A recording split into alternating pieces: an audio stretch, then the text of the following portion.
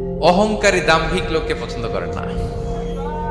অহংকারী, আমাদের তো অহংকার টহংকার নাই না? আছে অহংকার? আছে। কিসের অহংকার বলেন? টাকার, আর ক্ষমতার, আর সৌন্দর্যের, আর হ্যাঁ পাওয়ার, সোশ্যাল পাওয়ার। এই যে অহংকার, অহংকারের খাঁচা থেকে মুক্ত রাখো আমাদেরকে তুমি প্রভু হয়ে। পড়েন আমিন। একটা ভয়ঙ্কর খাঁচা। আচ্ছা, অহংকার করার আমাদের আছে কি বলেন তো? কিছুই না। আল্লাহ বলে ওয়া খুলিকাল ইনসানু দাঈফা, তোমাদেরকে আমি দুর্বল করে তৈরি করছি। আমরা দুর্বল, শুধু দুর্বল না, দুর্বলের ঘরের দুর্বল। আমার বাপ ছিল দুর্বল, আমার দাদা ছিল দুর্বল, আমরা 14 গোষ্ঠী কি? হাল আতা আলাল ইনসানি হিনুম মিনাদ দাহরি লাম ইয়াকুন শাইআম মাযকুরা। আল্লাহ বলেন একটা সময় ছিল উল্লেখ করার মতো তোমার কিছুই ছিল না। আজকে তো এত লম্বা চড়া মানুষ, আমরা কিছুই ছিলাম না। আল্লাহ বলেন হাল আতা আলাল ইনসানি হিনুম মিনাদ দাহরি লাম ইয়াকুন শাইআম মাযকুরা। তুমি কিছু ছিলা, একটা সময় কিছুই ছিল না, উল্লেখ করার মতো তুমি কিছুই ছিল না। অস্তিত্বহীনের জগৎ থেকে তোমাকে আমি অস্তিত্ব আনলাম। তোমার বাবার পৃষ্ঠদেশ থেকে, তোমার মায়ের গর্ভাশয়ে আমি তোমাকে ফেললাম। সেখানে আমি আল্লাহ তোমাকে একটু একটু করে তিলে তিলে বড় করলাম। 9 মাস 10 মাস পরে মায়ের পেট থেকে দুনিয়াতে তুমি আসলে। দেখেন তো দুনিয়ায় আসার পর আমাদের অবস্থাটা কি? কাপড় নাই, চোপড় নাই, এভাবে চলে আসছি। আসার পরে কেউ যদি মুখে খাবার তুলে দেয় তাইলে খেতে পারি, হ্যাঁ, তাও লিকুইড খাবার। এদিক দিয়ে দিলে এদিক দিয়ে পড়ে যায়, খালি মুছতে হয়। মেহমান একজন এসে আদর করে কোলে নিচে পেশাব করে দিছি ভরাইয়া। আছে না নাই?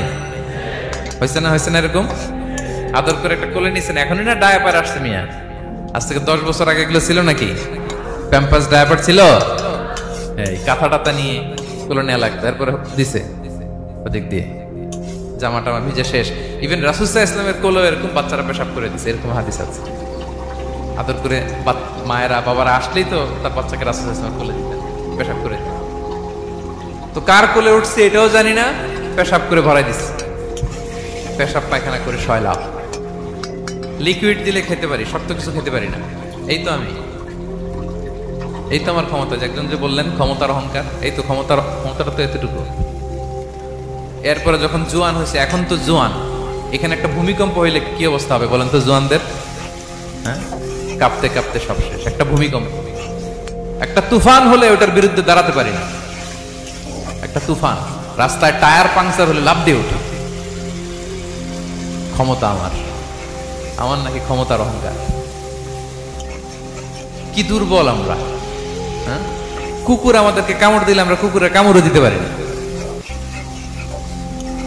ঠিক কিনা? মশা যে কামড়া, এটা ধরতে না পারলে কিছু করতে পারি? কামড় মাইরা দিছে দৌড়। বল্লা পোকা এটা যদি কামড় দিয়ে দৌড় দিয়ে কিছু করতে পারেন? তো কিসের কিসের ক্ষমতা আপনার? এরপর আবার যদি 70-80 বছর হায়াত পাই, আবার আগের মতো যেখানে বসি ওইখানেই ডাইরেক্ট। আছে না নাই? বয়স যখন 80 হয়ে যায় আর থাকে শরীরের কন্ট্রোল, আবার যেখানে বসে ওইখানেই পেশাব পায়খানা।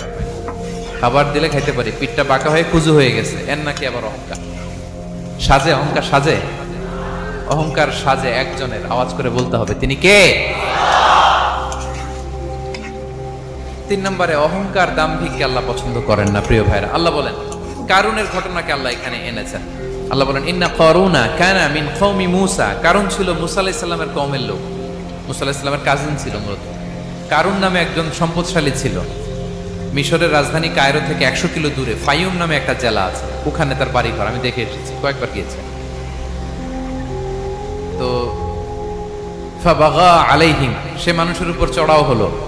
ওয়া আতাইনাহু মিনাল কুনুজি মা ইন্না মাফাতিহাহু লাতানু বিল উসবাতি উলিল কুওয়া। আল্লাহ বলেন এই কারণকে আমি এত সম্পদ দিয়েছি, এত বেশি ছিল তার সম্পদ, সম্পদগুলো যে সে আলমারির ভিতরে রাখতো, ওই আলমারির যে চাবি হইতো, এই চাবিগুলোরে ওজন করার জন্য, কাঁধে নেওয়ার জন্য 10 জন পেশি শক্তি পুরুষ লাগতো। আলমারি রাখার জন্য না, কি রাখার জন্য? আলমারি ভর্তি যে সোনা দানা গহনা, ওইটার যে চাবি, ওই চাবিগুলা বহন করতে একদল পেশি পুরুষ লাগতো, এত সম্পদ। তো তাকে এলাকার লোকেরা বলেছিল খলালাহু কওমুহু লা তাফরাহ, হে কারণ তুমি গর্ব করো না। কারণ তাকে বলছিল মুসা আলাইহিস সালাম যাকাত দাও, সে বলতেছে আমি যাকাত দিব কেন, এই সম্পদ তো আমার, ইন্নামা উতিতুহু আলা ইলমিন ইনদি, আমি আমার বুদ্ধি খাটায় এই সম্পদ কামাইছি, আমার সম্পদ আমি খাবো, আমি যাকাত দিব কেন? আল্লাহ বলেন ইন্নাল্লাহা লা ইউহিব্বুল ফারিহিন, কারণ তুমি অহংকার করলে আমি আল্লাহ অহংকারকে বরদাস্ত করি না, অহংকারীদেরকে আমি আল্লাহ পছন্দ করি না, আমি অহংকারকে পছন্দ করি না, অহংকারকে আল্লাহ তাআলা পছন্দ করেন না। কি হয়েছিল কারণের নসিবে? আল্লাহ বলেন ফাখাসাফনা বিহি ওয়া বিদারিহিল আরদ ফামা কানা লাহু মিন ফিআতি ইয়ানসুরুনাহু মিন দুনিল্লাহ ওয়া মা কানা মিনাল মুনতাসিরিন। আল্লাহ বলেন সে যখন অহংকার দেখালো, আমি কারুনকে আর কারুনের সব সম্পদ মাটির ভেতরে দাবিয়ে দিলাম, মুহূর্তেই দাবিয়ে দিলাম। সহিহ বুখারীতে এসেছে ইয়াতাজালজালু ফিল আরদ, প্রতিদিন এক বিঘত করে কারণ জমিনের ভিতরে যেতেই থাকবে, যেতেই থাকবে, যেতেই থাকবে কিয়ামতের আগ পর্যন্ত। আল্লাহু আকবার। কারণ অহংকার করেছিল, আল্লাহ বলে আমি অহংকারীদের পছন্দ করি না। সূরা লোকমানে আল্লাহ বললেন ওয়ালা তুসাইর খাদ্দাকা লিন্নাস, মানুষ থেকে মুখ ফিরিও না, ওয়ালা তামশি ফিল আরদা মারাহা, জমিনে অহংকার ভরে হেঁটো না, ইন্নাল্লাহা লা ইউহিব্বু কুল্লা মুখতালিন ফখুর, আল্লাহ তাআলা অহংকারীদেরকে, দাম্ভিকদেরকে পছন্দ করেন না। কামা রাব্বায়ানি সগীরা, হে আমাদের রব, তাদের দুজনের প্রতি রহমত প্রদর্শন করুন যেভাবে তারা শৈশবে আমাকে লালন পালন করেছেন।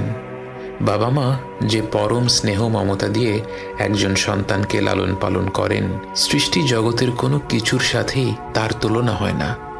এই মমতায় কোনো স্বার্থ নেই, নেই কোনো শর্ত।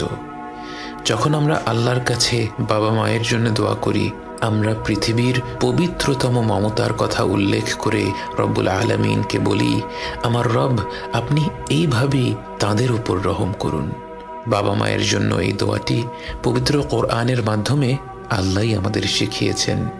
অথচ আমরা যদি শুধু বলতাম রব্বির হামহুমা, এটাও একটা সম্পূর্ণ দোয়া। এর অর্থ হে রব আপনি তাদের দুজনের উপর রহম করুন। কিন্তু আল্লাহ আমাদের শিখিয়েছেন রব্বির হামহুমা কামা রাব্বায়ানি সগীরা, শৈশবে তারা কতটা স্নেহ মমতা ভরে আমাদের লালন পালন করেছেন এ কথা উল্লেখ করতে গিয়ে আমাদের মনে পড়ে যায় তাদের অজস্র আত্মত্যাগের কথা। এই পৃথিবীর বুকে আমরা ভূমিষ্ঠ হওয়ার আগে থেকেই বাবা মায়ের আত্মত্যাগ আরম্ভ হয়ে যায়। রাত পেরাতে গর্ভবতী মায়ের ঘুম ভেঙে যায়, যখন তখন প্রচণ্ড ক্ষুধা পায়, শরীর খারাপ হয়, বমি হয়, বাবাকে সর্বদা সতর্ক থাকতে হয়।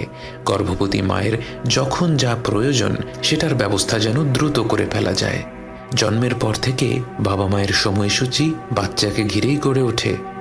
বাবা মা যখন হাত তুলে তাদের রবের কাছে দোয়া করেন, তার কতটুকু নিজেদের জন্যে আর কতটুকু সন্তানদের জন্যে তা তো কেবল আমাদের রবই জানেন।